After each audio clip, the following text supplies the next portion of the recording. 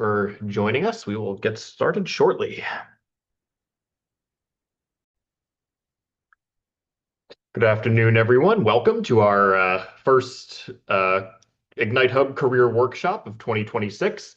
My name is Chris Stevens. I'm a senior career coach with Career Catchers. And I'm here today in collaboration with the Ignite Hub to present this workshop to you all today. So thank you so much for taking time out of your day and showing up. We do want this to be an interactive workshop, so it's not all just about me sitting up here talking to you. So if you have any comments or questions, anything you'd like to share, please feel free to put your questions or comments in the chat where we'll address them, or you can use the hand raise function and unmute yourself and speak up like that. So whatever you're most comfortable with. I'm joined by my colleague Anthony, and he will be monitoring the chat as well. So once again, thank you all for coming. I also wanted to let you know this session is being recorded. At the end of the session, you'll be getting the recording of our workshop, as well as a copy of the slides. And I'll also have an exercise for you to do at home as well, which we'll go through towards the end of the presentation. So with that, we'll go ahead and get started. Today's topic for our kickoff career workshop is career exploration, and specifically how to use AI tools and integrate those into your career exploration so you can be as effective as possible. We're going to talk about sort of what is career exploration, what goes into it. We're going to talk a little about how to identify your interests. We're going to talk about making a plan and setting goals for yourself. We're going to talk about sort of the best ways to conduct research, career research. And finally, we'll talk about a few tips about sort of effectively using AI, right? A lot of this workshop is going to be around how to use AI, and so you want to make sure you're using it effectively. So I want to start off with a question to everyone. When we're talking about career exploration, what does that mean to you? What all sort of goes into career exploration? Any thoughts on that?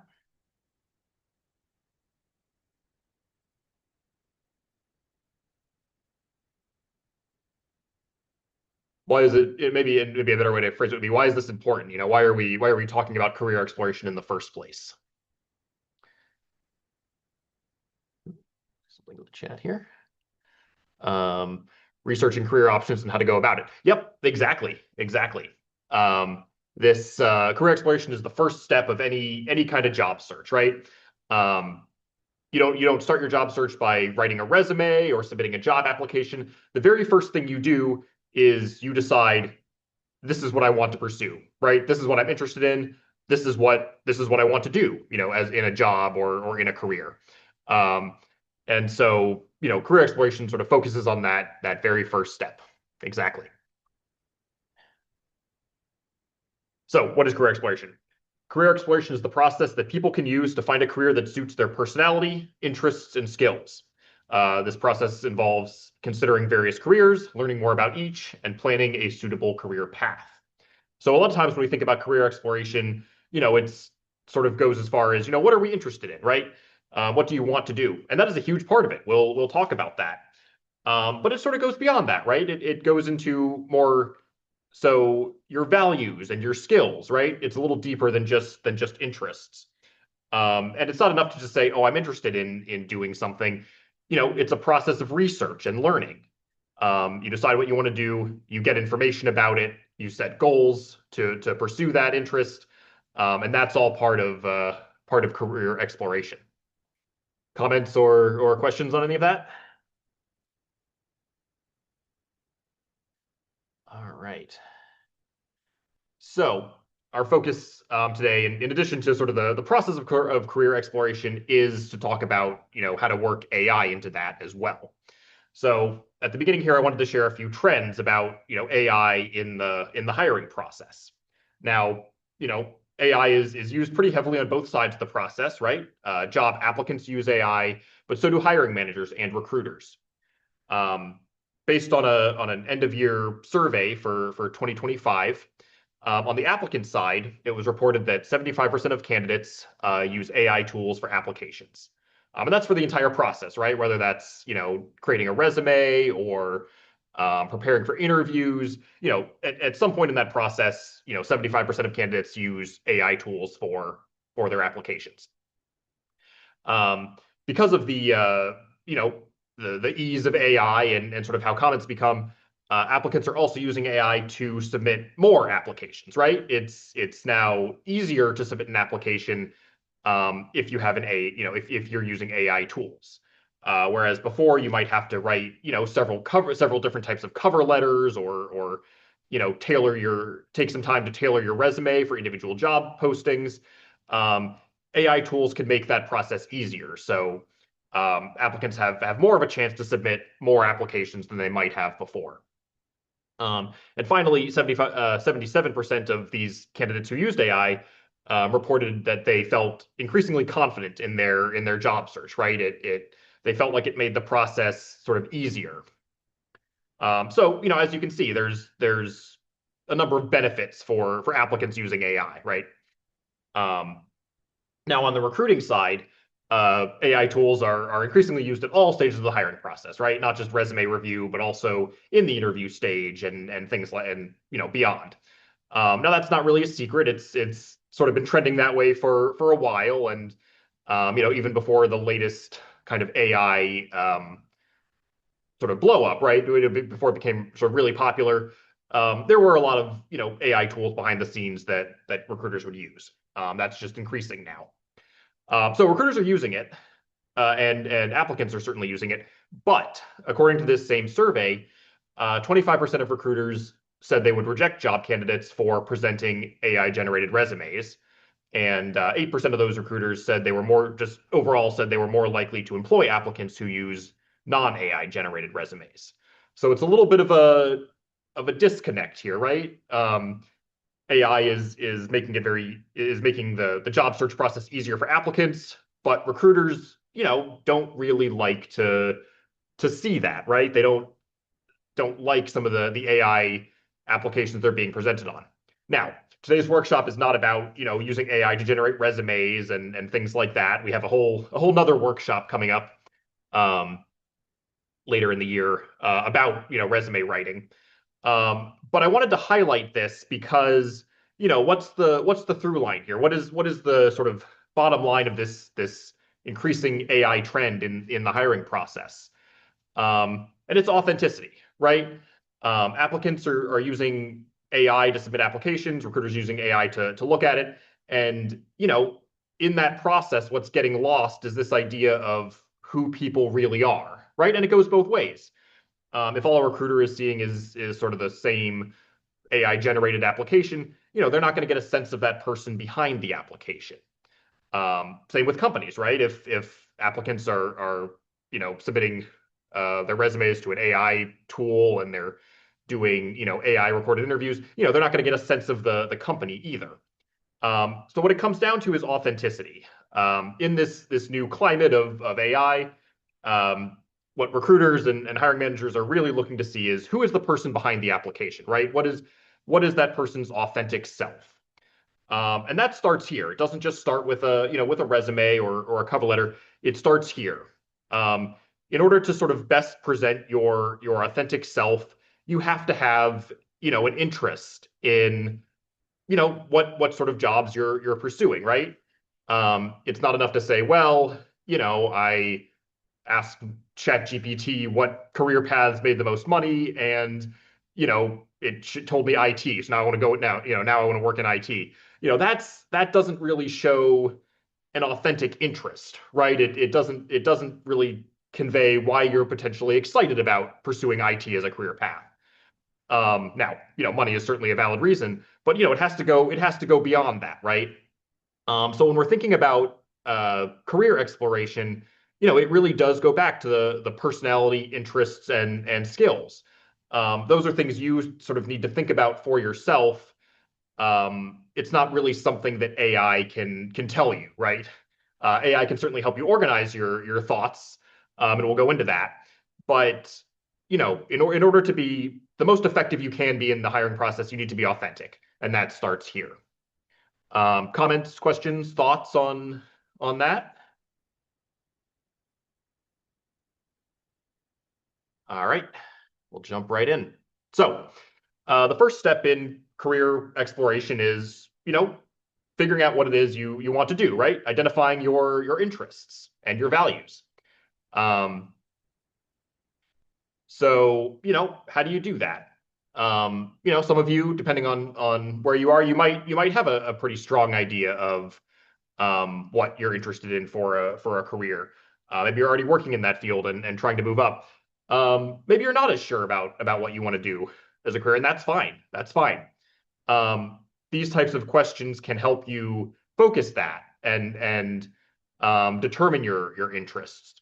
So these are some questions you can ask yourself, right?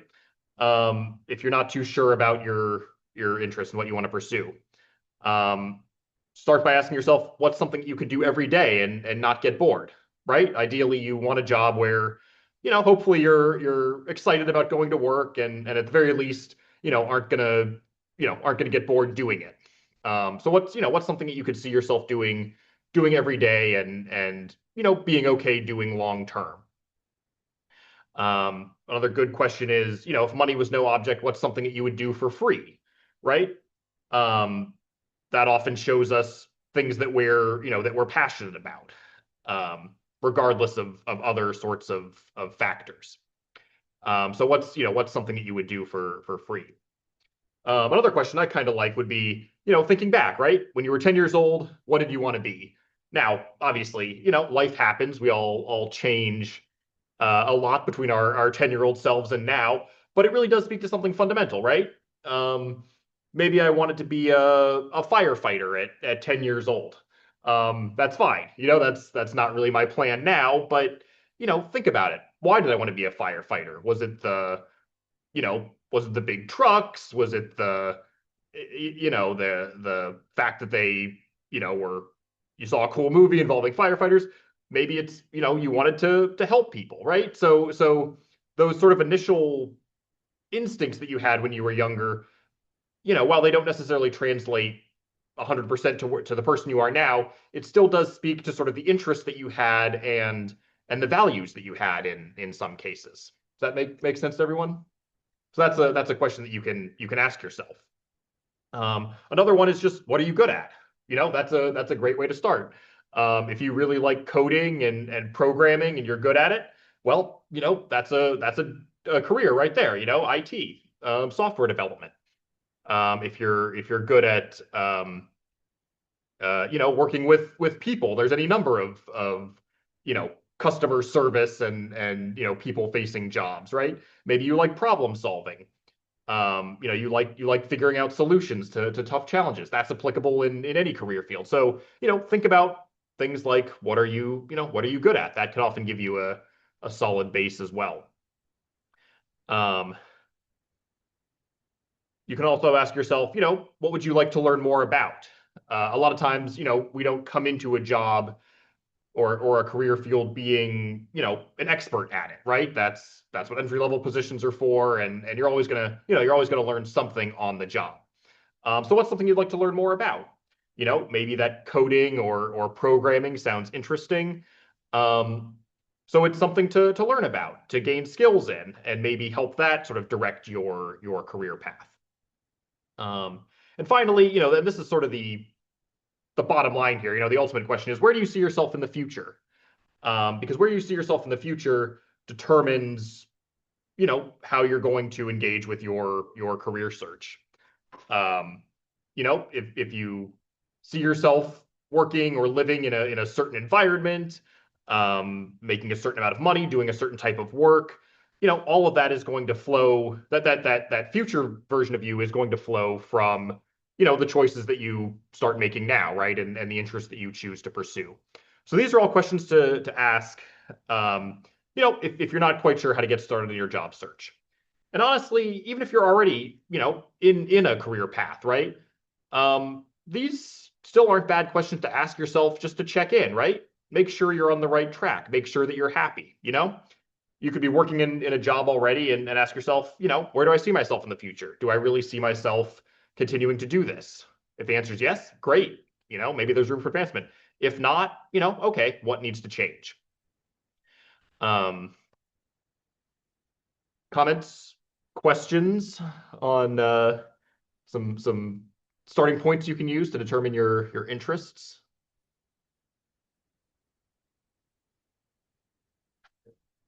All right. It's also worth noting that when we talk about, it's not just about interests, but also about values. What is meaningful to us? That goes a little bit deeper than the interests. If you have if you value, you know, helping people, right? That's not just an interest. That's something that's sort of part of your personality, right? And so ideally, you want a job that aligns to your values. The last thing you want is to be working something that sort of working in a role that sort of asks you to um, either sort of disregard your values or doesn't really fulfill them. So just it goes a little bit deeper than just the interests.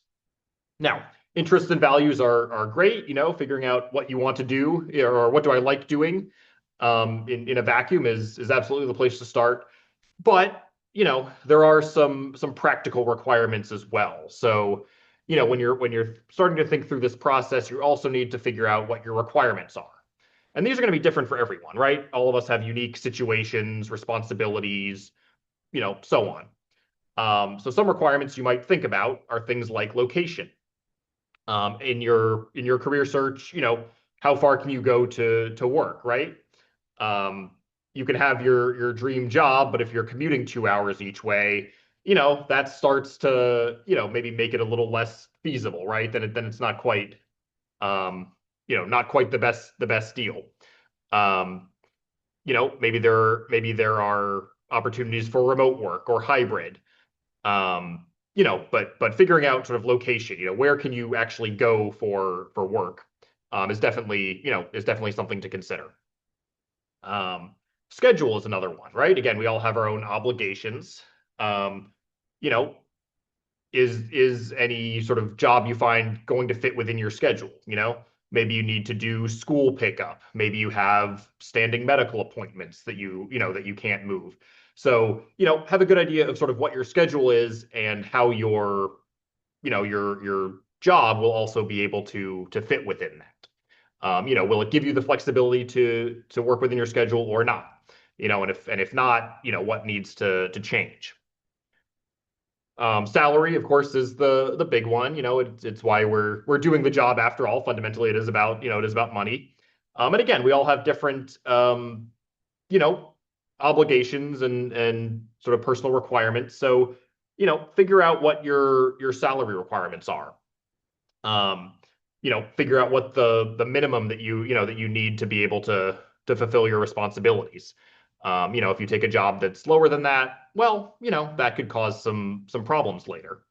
Um, you can also look at the salary potential, right? We all have personal goals, and if you need to feel that you need a certain salary to be able to achieve those goals, that's also part of the calculation. So find that number, right? What's sort of the minimum salary that you need, and then what's your ideal salary as well that you're shooting for.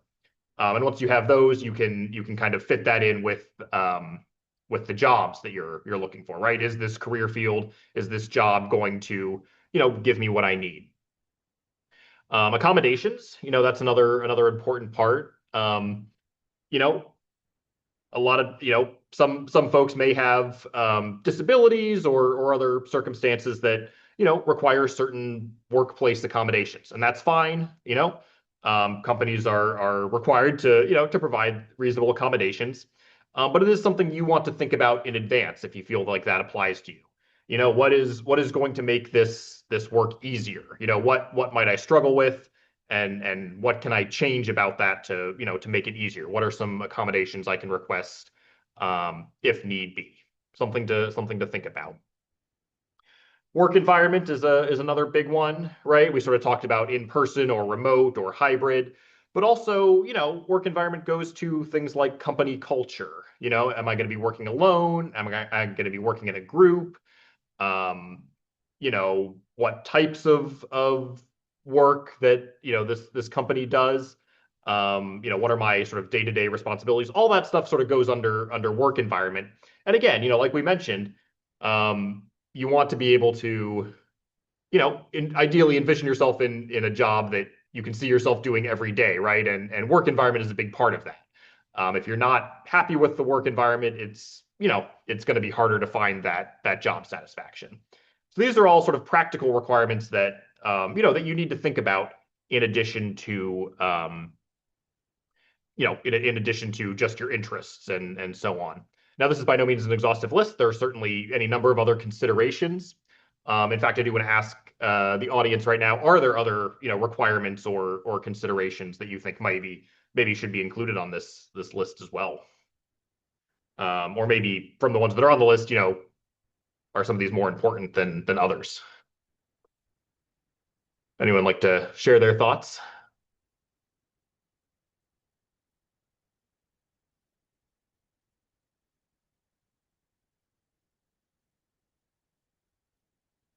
All right, moving on. So we talked about interests, values. We talked about your personal requirements. Now we're going to talk about skills and another trend, which is in part due to the rise of AI, is this skills-based hiring trend, right? Now, some of you may have heard of it, but what does that mean? Skills-based hiring is a framework that focuses on a job candidate's specific skills and competencies for the job. Now you might be thinking, well, yeah, all jobs to an extent look at your skills, right? That's how you get hired. But with the rise of AI, skills-based hiring is a little more important, right? Companies are moving away from things like GPA or college major and focusing more on the skills, right? Again, it's about sort of that authentic person behind the application. You could have, any number of different applicants who've all attended the same school, who've all attended the same, academic program. And, if they're using AI, they might all submit the same kind of resume, right? That focuses on that. But so the chance for someone to stand out comes down to their individual skills. So that's why this is important. So, at the beginning here, when you're doing your career exploration, it is important to figure out, what you bring to the table.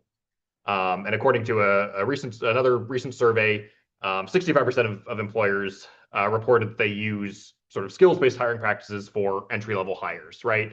It's not just about the degree. It's not just about the, major. It's, it's more so, okay, you say you have this knowledge, show me how you've applied it, right? Show me how you've used it. And this isn't necessarily a bad thing. It can really make you stand out. If you are good at highlighting your skills, this system can work for you. But I do want to emphasize that this is why it's important to focus on your skills at this point in the career exploration process, because employers are going to be looking at that. So everyone here has a skill, even if you don't think you do. And actually, I'm gonna pause again. I'd like everyone maybe in the chat or if you'd like to speak up, share a skill that you have. Everyone's got one, but I'd like everyone to go ahead and share a skill that they say that they think they have. What are some examples of skills here?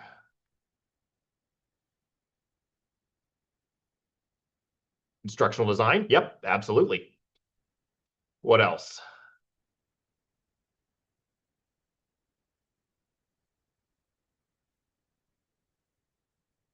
No one else has any skills?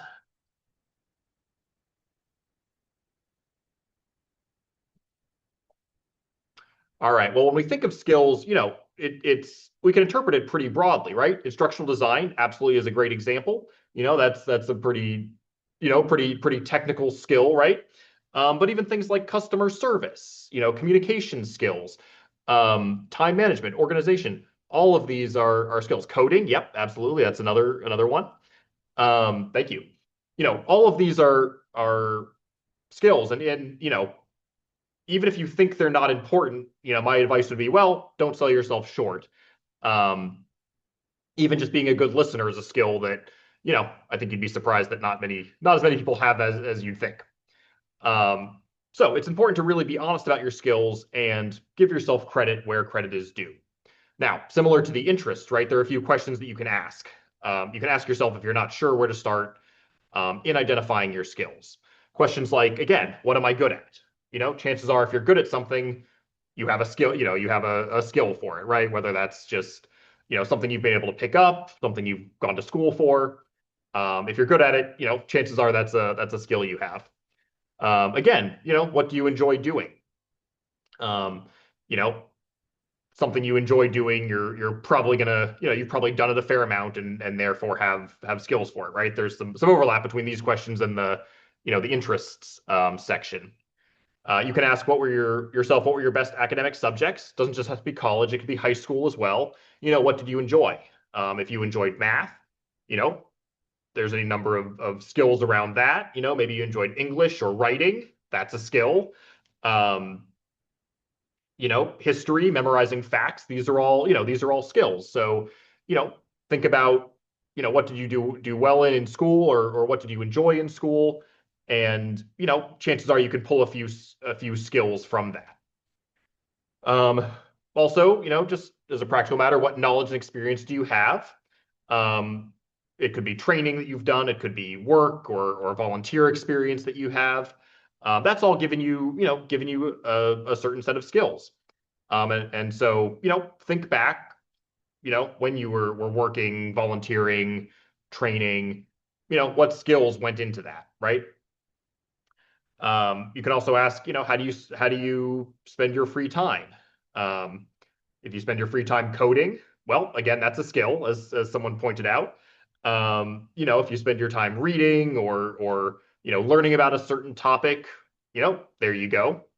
So think about that too, right? It's not just what have I received formal training in, but what do I enjoy? It also comes back to that. Another question I like is, what do people ask you for help with? Maybe you're the go-to person who, fixes a friend's computer. We're at the Ignite Hub today, so I'm using a lot of IT related examples. Maybe your friends come to you when they're going through a tough time and you're able to talk to them. That's a skill, right? So, what do people come to you for?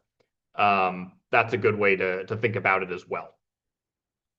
And finally, a pretty important question here is, once you've thought about some skills that you've had, the second step is thinking about how have you applied your skills, right? Going back to this skills-based hiring trend. It's not enough to just say you have the skill. Anyone can say they have a skill, but how have you applied it? How have you used it? How have you demonstrated that in a way that you can show to a hiring manager or a recruiter? Does that make sense to everyone? Comments, questions? I had a few folks come in. We do want this presentation to be interactive, so if you're here in person, feel free to raise your hand and share your comments, questions. It's fine. All right, moving on. So one tool that can help with this, help you identify your skills, your interests, and so on, are career assessments. And so generally speaking, career assessments are tools that help people understand their interests and personality, values, and so on, and connect that with a career path. There's any number of career assessments. I'll show you a few in a minute. But the idea behind these career assessments, and honestly, I would imagine most of you have probably taken one at some point in your life. But there are no right or wrong answers.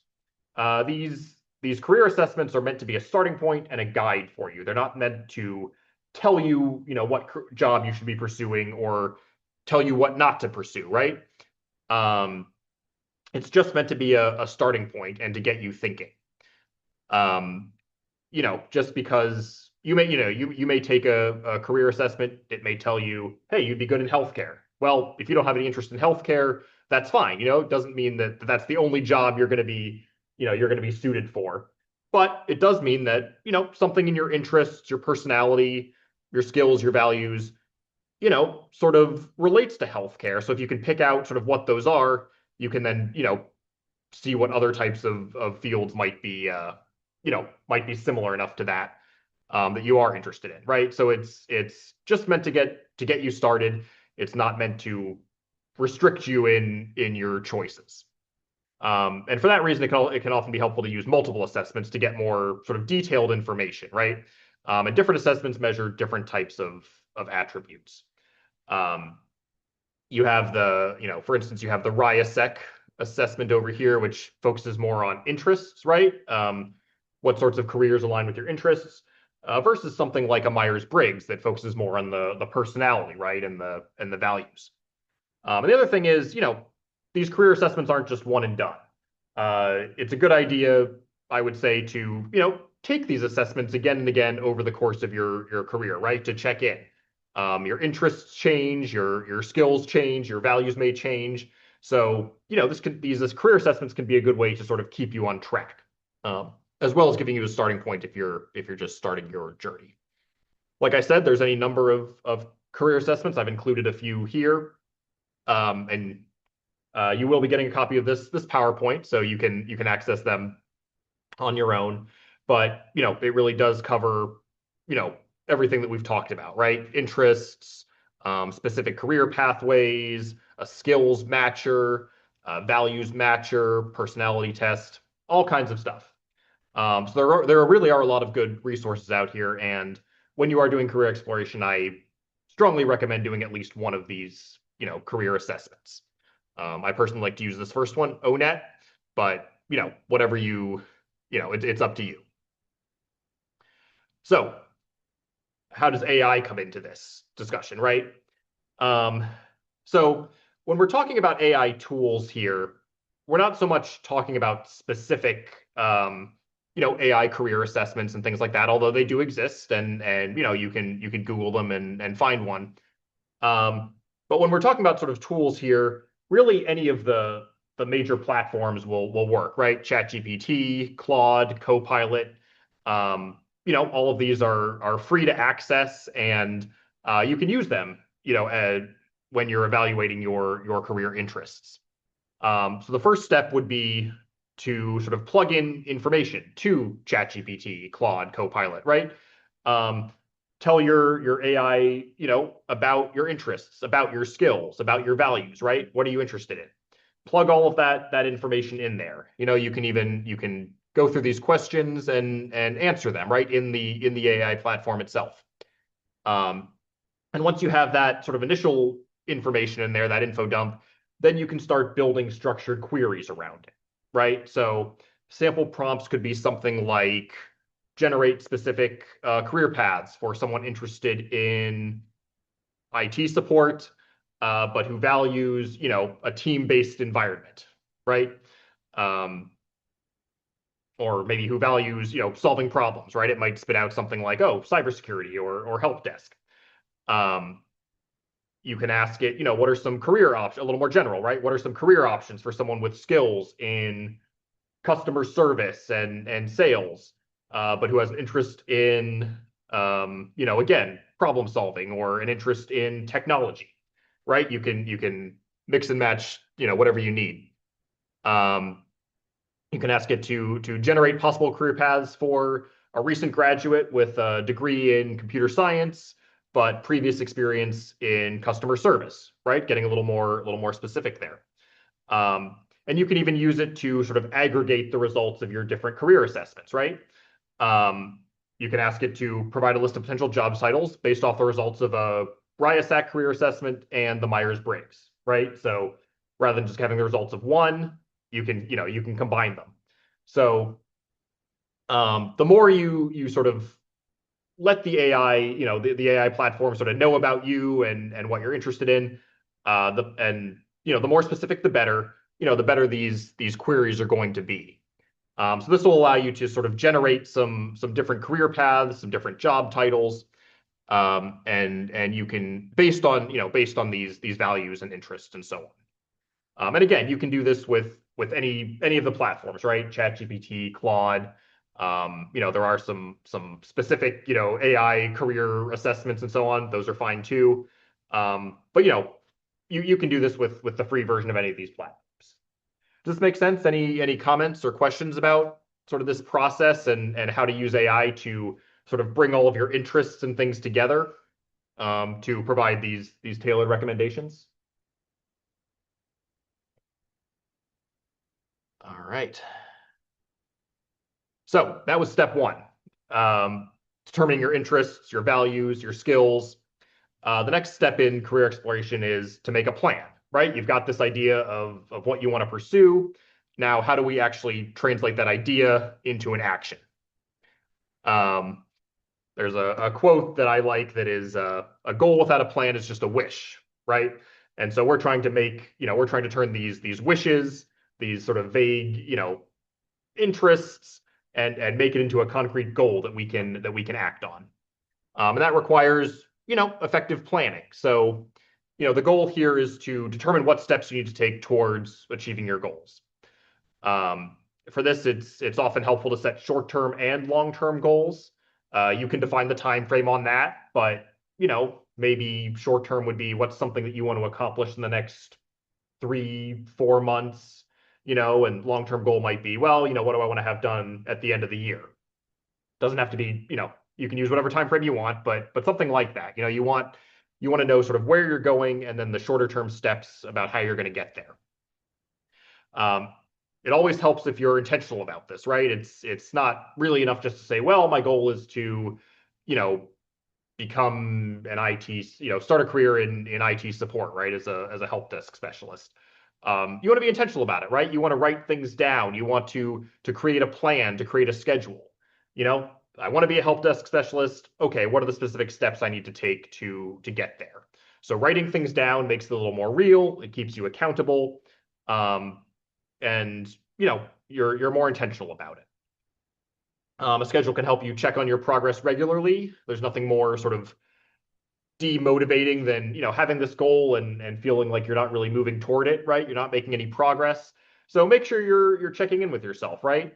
Goals don't really work if you just sort of wait around for things to happen. You need to take an active role in it. So check in on your progress, figure out what's working, figure out what isn't working. Change as needed. And finally, none of us are in this alone, right? This the whole sort of career pathway, finding a job, it can get overwhelming. It can get lonely. And so that's why, I recommend seeking out feedback and support from other people. It could be friends, it could be family, it could be, professional, right? Coworkers, a professor, anyone who, you feel will support you. Seek out feedback. Hey, here's my plan. Here are my goals. Does this seem realistic? Or, hey, here's my plan. Here are my goals. I could use some encouragement, right? You want to sort of build that network to give you accountability and feedback along the way. Because at the end of the day, we can't do this just by ourselves. It takes a whole group for any one person to succeed. Now, when we talk about goal setting, there's a system I recommend using called SMART goals. Some of you may have heard of this already. SMART, it's an acronym, SMART. And again, saying to yourself, well, I want to start a career as a help desk specialist. That's fine. That is a goal, but it doesn't really give me a lot to work with, right? I can't really act on that. It's not detailed enough. It's not tailored enough. So that's where SMART goals come in. They help us sort of turn these ideas into actual goals that we can work with.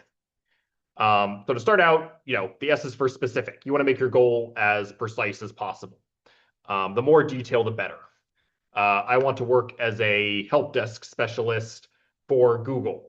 I want to work as a help desk specialist in a nonprofit. I want to work as a help desk specialist in a government agency, right? That's much more specific, and the process for going after each one is going to be different, right? I want to be a help desk specialist, in a remote environment, or troubleshooting a specific type of software. As much detail as possible is going to be better. You want it to make it as precise as possible and specific as possible.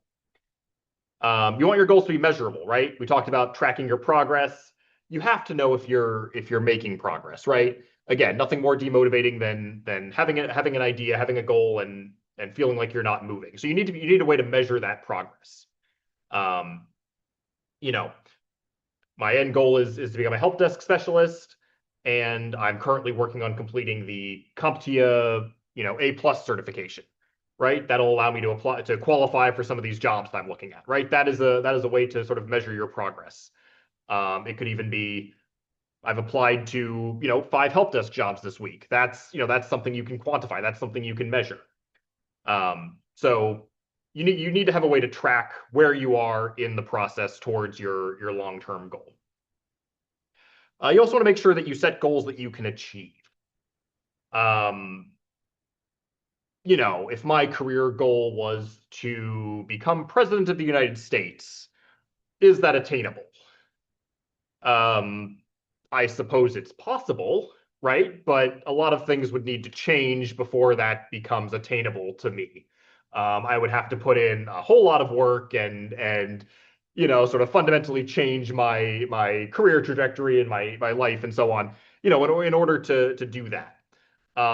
Not to say that I shouldn't pursue that if that's really, really, really what I want to do, but you have to be realistic, right? Is this something that I can achieve in this time frame that I want, right? If I say, well, I'm going to be, you know, president next year, that's not realistic, that's not attainable, right? So this is not to say sort of this is not to say don't explore certain opportunities because you feel you can't achieve it.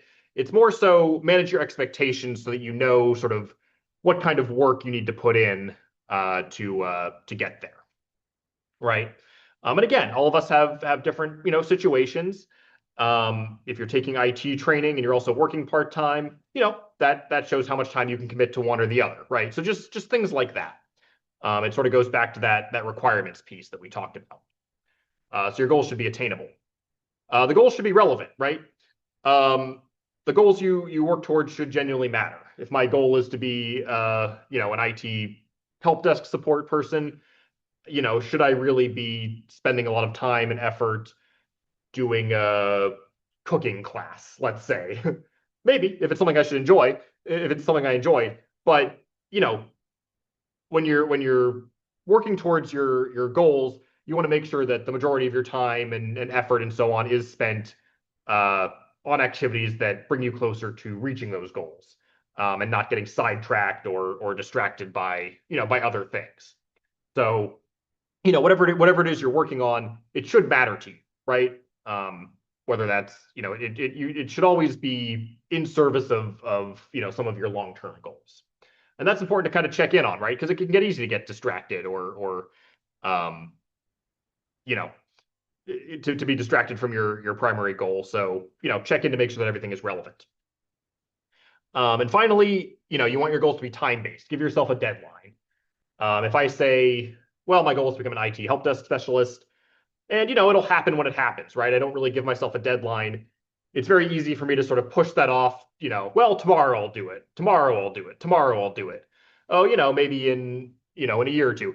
So without having, and that doesn't really get you anywhere. So without having a specific deadline, you're not really accountable to anything. It's very easy to just sort of keep pushing your goals off, and not really getting anywhere. Now deadlines are not necessarily hard and fast, right? They can be changed. If my goal is, become an IT help desk support person in a year, great. That's a great way to start. If something comes up, my situation changes, and that no longer becomes realistic, that's fine. I can change the deadline. Maybe I wanted to do it in 2 years or 5 years. That's fine. It doesn't really matter what your time frame is. You just have to have one so that you can be accountable to yourself. Any comments or questions on SMART goals? All right. So how do we use AI for some of these goal settings and planning? One, AI can help you create and refine these SMART goals, right? Coming up with goals is not just, is not as easy as, well, I want this, right? You really have to put in some thought into to meet each of these 5 criteria. And AI can help with that. We're going to go through an example of that in just a minute. You can also use, some of these AI platforms to create checklists, right? To help you track your progress. Here's what I say I'm going to do this week.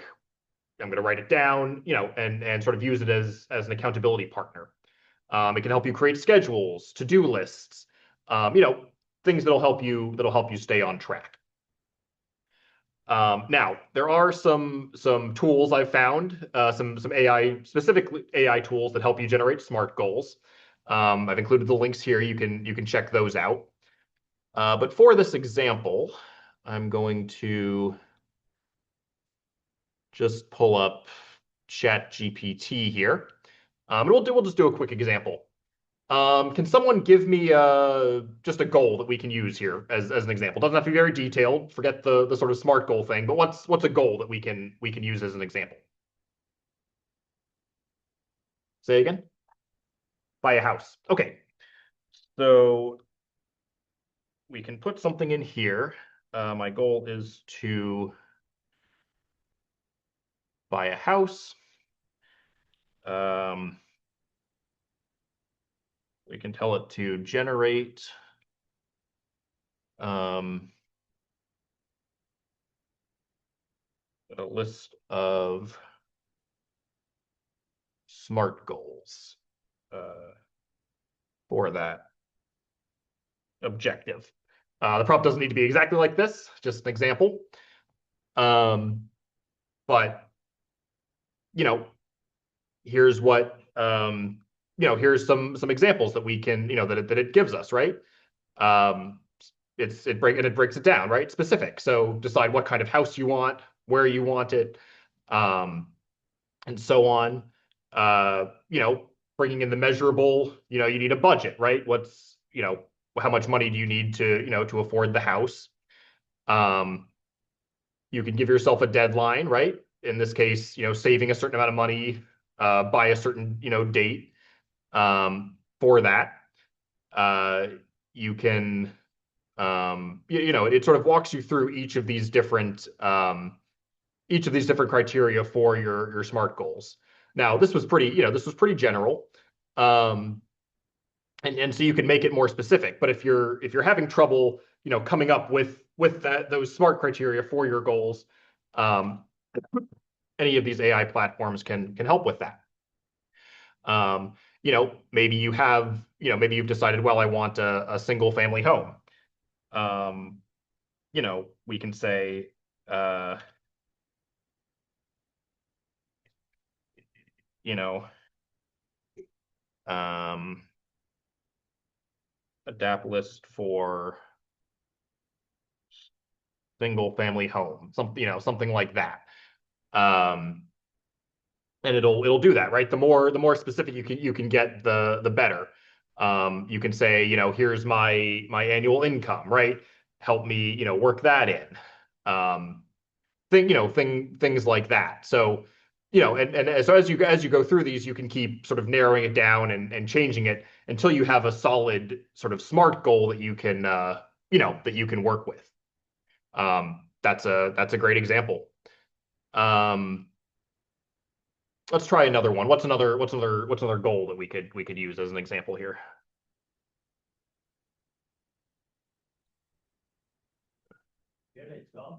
Get a job. Okay. Let's. So what kind of job? What's a career field that we could use? Cybersecurity. Cybersecurity. Perfect. Um, so we can say I am pursuing a career in cybersecurity. Give me some SMART goals to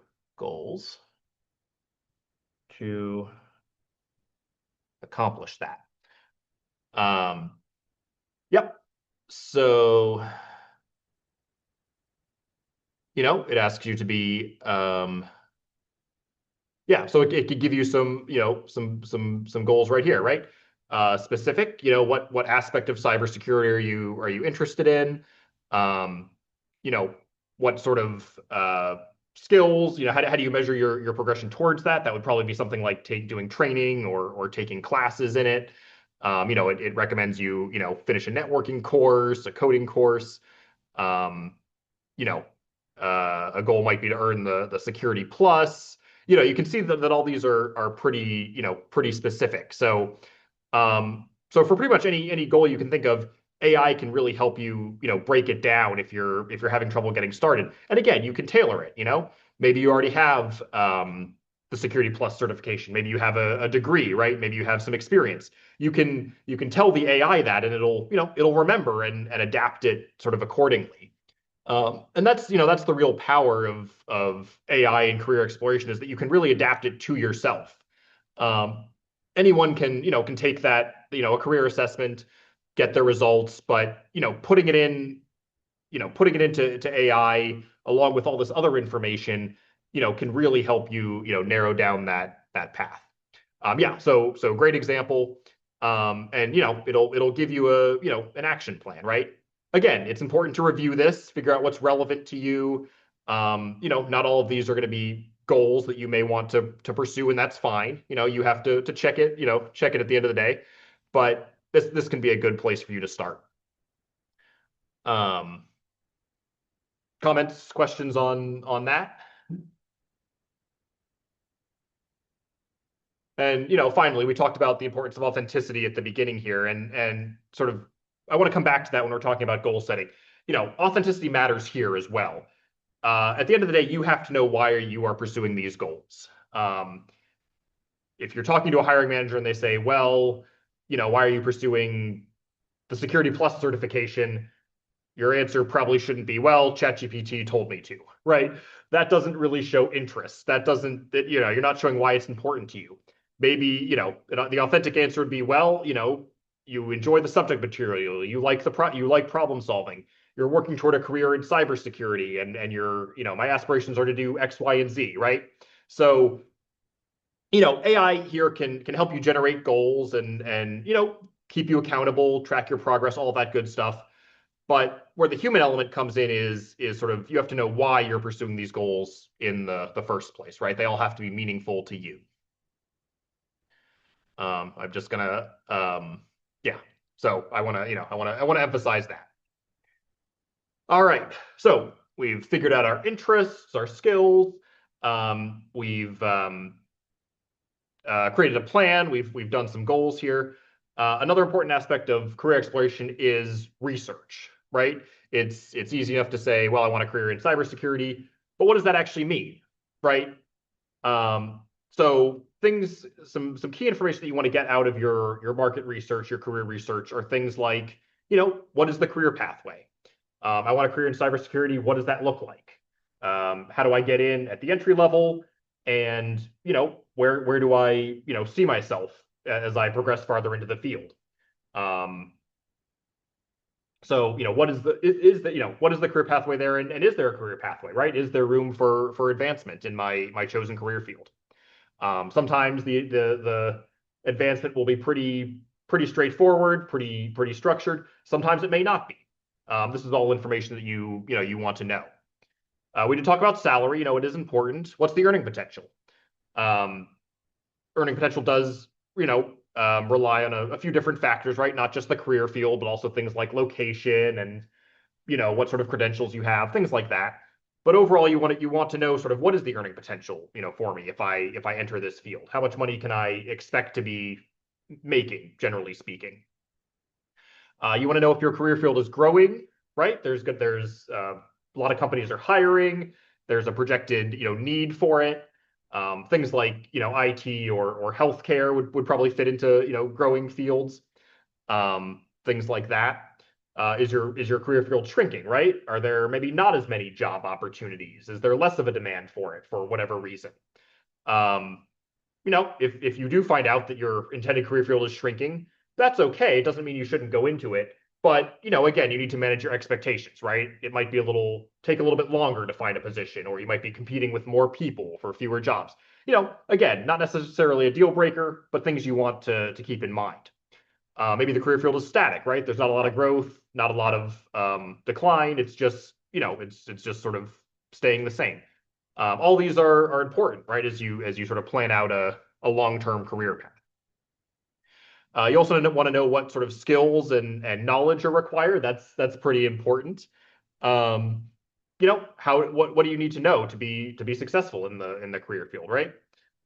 What sort of competencies do I need to become a cybersecurity specialist or a nurse or a salesperson? What have you? So figure out sort of what it is that you need to know, right? And that kind of goes back to our skills discussion. Some of this stuff you'll come in, you already come in bringing some things to the table. So where are the gaps? What do you need to be the most well-rounded person you can? Other things would be what types of activities are you expected to perform, right? Sort of back to that work environment question. What are you going to do every day as a cybersecurity operator? Is it a lot of you know, working, collaborating with other people? Are you working alone? Are you sitting in front of a computer in one office for, 8 or 10 hours a day? What sorts of activities? Is it a lot of problem solving? Is it more routine or repetitive tasks? Things like that, right? You want to get a sense, generally speaking, of what you're going to be doing in your career field. And finally, location, right? Where are these career opportunities located? Something like IT or healthcare, that's pretty evenly distributed, I would say, right? There's generally a need for it for those types of things in most places. Other career fields are a lot more specialized, right? They might be, geographically, it might be, a little far away from where you are. Um, you know, so figuring out where those things are located. All of these types of questions are what you want to find in your career research. Now, now the good news is there's a lot of good resources for this. One of them is My Next Move, and actually, I'm going to pull up another example here. My Next Move and ONET Online are sort of connected to each other, so I'm just gonna pull this up for our example here. What's a career field? Can someone tell me a career field that we can use for an example? Yeah. Anyone have a career path we can use? Sorry? Artist. Okay. So we're gonna go here. We're gonna put artist in. And the first thing you'll notice is, artist is a pretty broad career path, right? There's any number of things that could be considered artists, on this list here, right? Fine artists like painters, special effects artists, graphic designers, all of that sort of thing. Um, for our purposes, we'll just say graphic designers, maybe. And here, using this as an example, you can see that this website shows you a lot of answers a lot of the questions that you're looking at, right? Here are some of the typical tasks that that you would do in, working as a graphic designer. Here are some different job titles that, are different from graphic designer, but, you do the same type of work, right? Different ones you can look up. The different, types of skills and technology that that you would be using in this career field. You can find, different training opportunities, what education level you'll need, and finally, wages and employment, right? And you can get pretty detailed here. If we're to look at Maryland, it'll give us a range of, why does that say Maine? Let's switch that to Maryland. You can see the range, right? The salary range here. So this will, when we're talking about sort of higher compensation potential, salary potential, this can give you an idea of where to start. So, a lot of good resources here. This is by no means the only one, but it'll help you with your research. For anyone who's interested in IT here, the CompTIA website has a pretty detailed breakdown of different IT career paths. You can see they've split up IT, which is a pretty broad career field, into 5 different paths. I think actually they've recently added AI specialist as a 6th one, but you get the idea. And on that site again, they have things like the different job titles, what sorts of skills you need to be successful. I know it's a little bit distorted, but it has the salary, projected salary for beginner, mid-level, and sort of senior level jobs, as well as estimated job openings and things like that. So all of these are tools that you can use to help in your research. Now, I really like ONET, certainly not the only one. Websites like Indeed and Glassdoor can also help. They can give you salary estimates in some cases. You can also find reviews for specific companies, right? We talked about sort of work culture and work environment. And so finding employee reviews is a good way to sort of determine that, right? Going on company websites themselves, also very, a wealth of information. Things like the Maryland Workforce Exchange or the U.S. Department of Labor, these are sort of state and federal government sources you can use. LinkedIn, of course, is a big one. If you have a LinkedIn profile, you can potentially connect with people in the field, right? And get their perspectives, see what they're saying, about themselves, about their companies, about, a certain career field in general. All of these are excellent resources for market research. Beyond just sort of the online component, you can do things like informational interviews, right? Now, when we think of interviewing, we usually think of interviewing for a job. So, I'm applying for a specific job and trying, my best to sell myself as the best candidate. Informational interviews are different. This is a little more informal. You are talking with someone in your chosen career field about their experience. You're asking them questions. Hey, what was your career path? What would you recommend for someone like me, as far as training goes? Things like that. It's not so much that you're trying to get a job, it's more that you're trying to get information about your career path, right? From someone who's actually doing it, someone who's actually in that field.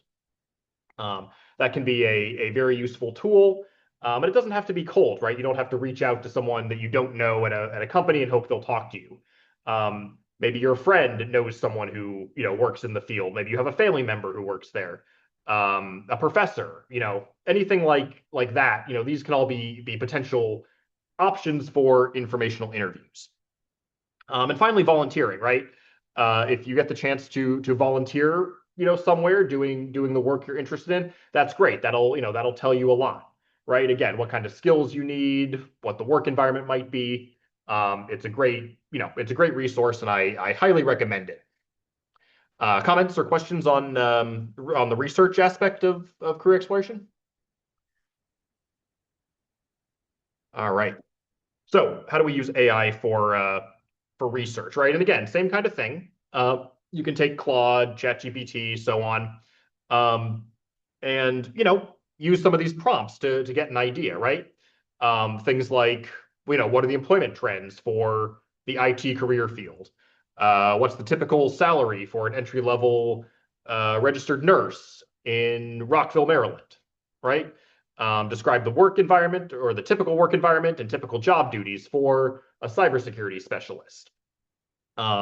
What are some challenges faced by employees working in a sales field, right?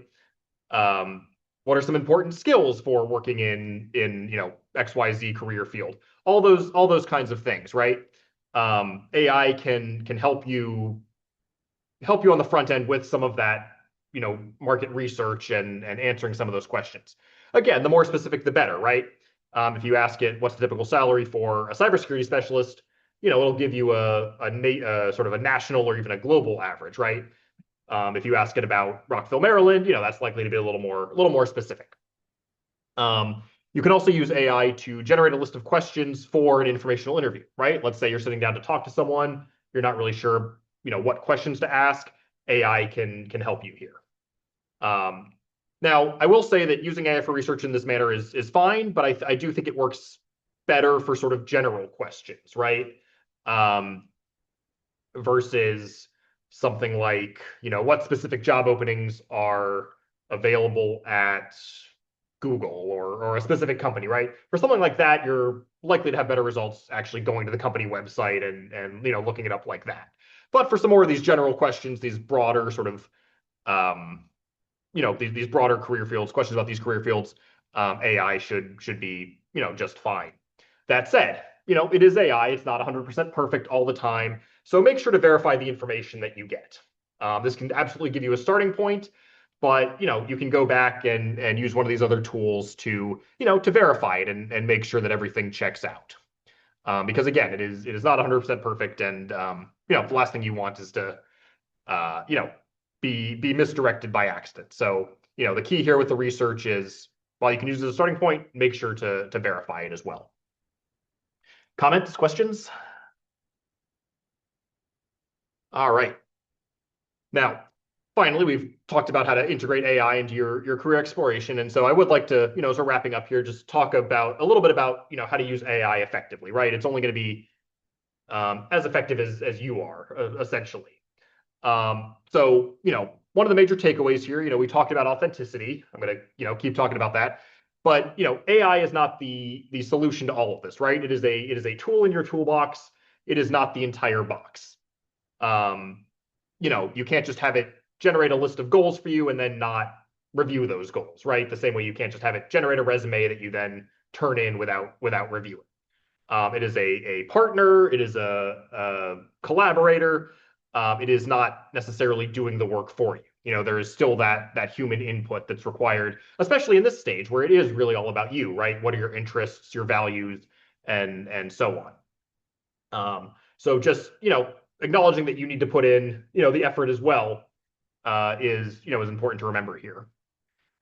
We sort of looked at this a little bit, but again, the more specific the prompts, the better. It's one thing to say, how do I become a cybersecurity specialist? It'll give you an answer. But if you say, I'm a recent graduate with a degree in computer science, and I've completed projects in coding, what are my next steps? That's going to generate a little bit of a better response, right? Because it's more tailored for you. So the more specific the prompts, the better. And again, the more you sort of tailor your AI tool to reflect your personality or your personal experience, the more effective that's going to be. As we just mentioned, double check your information, verify your sources. It is certainly not perfect. AI can absolutely make things up. So, it's always worth double checking and making sure that, that all the information is correct. In a similar vein, reviewing the output carefully, right? Does it pass the smell test? If for some reason, I'm going to make something up. If you're asking how to become a cybersecurity, well, if you're asking, let's say you're asking it, well, I want to do healthcare informatics, right? Healthcare data analysis, and it says, oh, one of the licenses you need is to become an RN. Well, maybe, but maybe not, right? That's, that may not, does that sound right? You know, um, or check it to see if it sounds right. You always want to review that output. And finally, there's a lot of different AI platforms out there. Their policies and things are always changing. So, privacy is a big concern, and rightly so. So just make sure that you understand the privacy policies for your chosen platform, right? It's always good to be careful about what information you're providing it. So just make sure you understand, how that platform works and what options you have for your privacy. Um, Again, this is by no means an exhaustive list, but if you can stick to these rules, you are going to have a little bit of a better time using AI, I would say. Comments or questions about using AI effectively?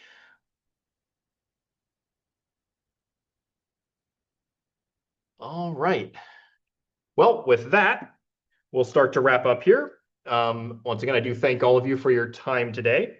Before we jump off, I do have a couple things. I will be sending you will be getting a copy of this recording as well as the PowerPoint, so you'll have some of the prompts and URLs and so on. Another thing I'm gonna send everyone is, or that will be sent to you, is a personalized career exploration worksheet, sort of a template that you can use, at home as you sort of work on this yourselves, right? It gives you, and you can change this as much as you want. This is just sort of a template to get started, but the point is to sort of ask some of these questions that we talked about, and it gives you some of the prompts for doing so. what things do I enjoy doing? What skills, do people recognize in me? What do I want more of in work, right? And you can take all that information and then, put it into an AI prompt and get some results, right? What are some skills? Using what I've said here, what kind of skills can I pull out of that, right? Um, you know, you can ask AI to sort of help you, what matters to you, right? This is talking about the values and so on. Based on all these skills, these interests, these values, what are some possible career paths? Are they of interest? So this is just a template. You can customize it however you want. But I'll be sending this along as well for you to use as a reference on your own career pathway. The other thing I do want to mention, well, first I'm going to put this up here. We do have a workshop survey. If everyone could just take a minute to scan the QR code. It's an anonymous survey. We're just asking for feedback on the workshop so we can use it to tailor our future offerings. We really do appreciate it. I think for those on Zoom, there will also be a link in the chat to the survey as well. Yep. So if everyone can take a minute and do that, that would be great. And while we're doing that, the final thing, as I mentioned before, I am here in collaboration with the Montgomery College Ignite Hub. So it's a great program, especially for folks who are interested in getting into the IT field, right? Learning a little more about IT. There's any number of great resources and events. In addition to our monthly career workshop series, this was our first one. It'll be going through June. There's the fireside chat series where guest speakers from the tech field will come in to talk about different topics. There's a lunch and learn series, same deal. It's a great opportunity for networking, for getting more information, and just learning a little more about the IT field. I highly recommend this Career Pathways workshop series if you're interested in IT but aren't really sure which direction to go, whether that's IT support, help desk, data analysis, what have you. This is a great workshop that really does a deep dive into each of those career paths and what's involved in there. So a lot of good things. I highly recommend you check out the website, ignitehubmc.com, for all of their upcoming events for the spring. And finally, as I mentioned, I'm a career coach. I work for a nonprofit organization called Career Catchers. And through our partnership with the Ignite Hub, we are able to offer one-on-one career coaching. So that's anything from, helping you with this career exploration process, helping you put together a resume, preparing for interviews, identifying job opportunities, identifying training opportunities, all that kind of support that goes into finding a job. So if you're interested and you live in Montgomery County, you do have to be a Montgomery County resident. You can take advantage of this one-on-one career service. You can schedule an appointment in person or virtually. Now the appointments on the website are limited, and I understand there's a lot of demand for it. So what I am going to do is put my see here. I'm going to put my email address on the screen here. And if you're interested in reaching out, you can shoot me an email here at chris@careercatchers.org, and we can set up a time to meet. Like I mentioned, it can be virtual, in person, whatever's most convenient for you. And it is free if you're a Montgomery County resident. So just another great resource that the Ignite Hub offers. With that, that's the end of my presentation. Once again, I thank you all so much for taking some time out of your day to come through and listen here. Hope you have some action items to take away from and apply to your own career journey. And we do hope to see you for the next one, which will be on February 10th. And that will be about mastering your transferable skills. So with that, thank you so much, everyone, and have a good rest of your afternoon. Thanks, Chris, for your time and all the resources. Have a good one.